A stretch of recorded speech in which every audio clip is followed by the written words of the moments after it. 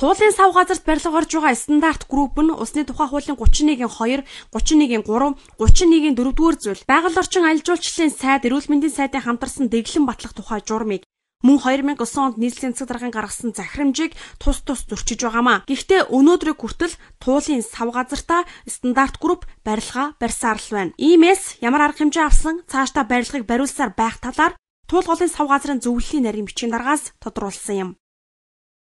Улаанбаатар хотын газар ашиглалтын албанд бол албан бичиг явуулсан.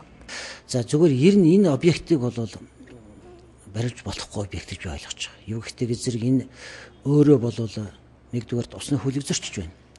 За хоёрдугаарт бол энэ үрийн далангийн дотор байна. Үрийн далангийн дотор байна гэдэг чинь одоо үерт ирээсээ 100% автагдах магадaltaй л гэж ингэж ойлгох хэрэгтэй.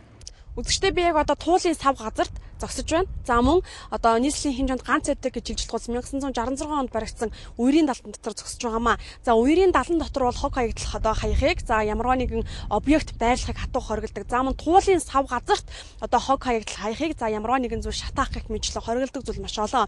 За гэтэл одоо барилгын хог хаягдал, барилгын материал хаясан. За тэгээд зарна хог хаягдлаа шатаасан бургасыг одоо тайлч тассан үзэгдэл бол хэвийн үзэгдэл болоод байгаа гэж иргэдийн одоо хөдөлгөөн болоод төрийн бас байгууллагын одоо биднэрт хэлж байсан ч за өнөөдөр яг энэ байдал одоо үйлдэлээрээ нотлогдож байгаамаа. Тэгэхээр одоо маршалын гүрнээс зайсангийн гүр хүртэлх 23 га газрыг стандарт групп эзэмшдэг. За тэгвэл стандарт группийн энэ эзэмшил газарт барилгын хог хаягдал материалаас гадна хог хаягдлаа энэ шатааж байгаа цаана одоо бургас одоо та бүхэн бас шатаж байгааг харж байна.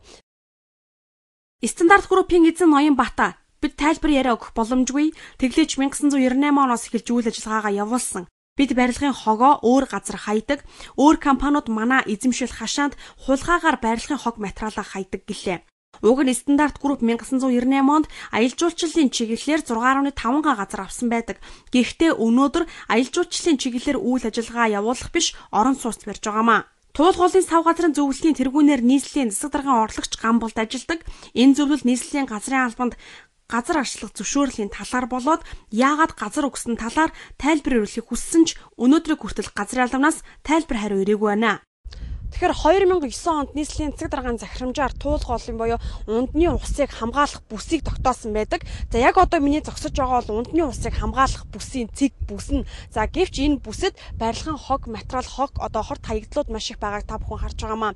Тэгвэл туул голын сав газарт туул голоос ердөө 200 м хүрэхгүй энэ газарт одоо ийм их хорт байцууд хог хаягдлууд хаягдчихсан байгаа тохиолдолд туул голд хүүхдүүд сэлж тоглож наадахад одоо хүүхдүүдэд аюултай хортой зүйл байгаа юу? Энийг туул голын одоо сав газрын зөвлөлийн нарийн бичгийн дарга Цэдэн Балжир танаас асууя. Тэр маш их одоо ахын хог хаягдал хайж байгаа үед гэдэг юм уу? Маш их одоо энэ үед бол усанд орох бол бас эрсдэлтэй шүү. Тий. За тэгтээ бол голоо сайхан одоо хогноос нь цэвэрлээ тийм ээ. Ер нь бол ахын хог хаягдал хаяхгүй байх тохиолдол усанд орж болно. Тэр ус бол өргөл туулгач нь бол 17 хоногт нэг удаа одоо савны хоосыг цэвэрлж байгаа гол шүү дээ. Ихийн сайхан цэвэрхэн байлгаад голдрлын дагуу одоо цэвэрхэн хадгалаад ингээд явах бол хүүхдүүд маань усанд орж болно. Усны тухай хуулийн 4 зүйл журам, захирамж зөрчсөн стандарт групп өнөөдөр том толгойлж үйл ажиллагаа явуулсаар л байгаа. Хэрв энэ орон сууц баригдаж дуусаад айлууд орвол шинэ байрандаа орсон айлуудыг нүүлгэх үү? Эсвэл бариа дуусаагүй байхад нь хууль зөрчсөн гэд барилгын ажлыг зогсоох уу? Энэ асуулт хариултгүй үйлдэлээ хариу өгөх албаны хүн жалга байна. Үргэлжлүүлэн мэдээлнэ.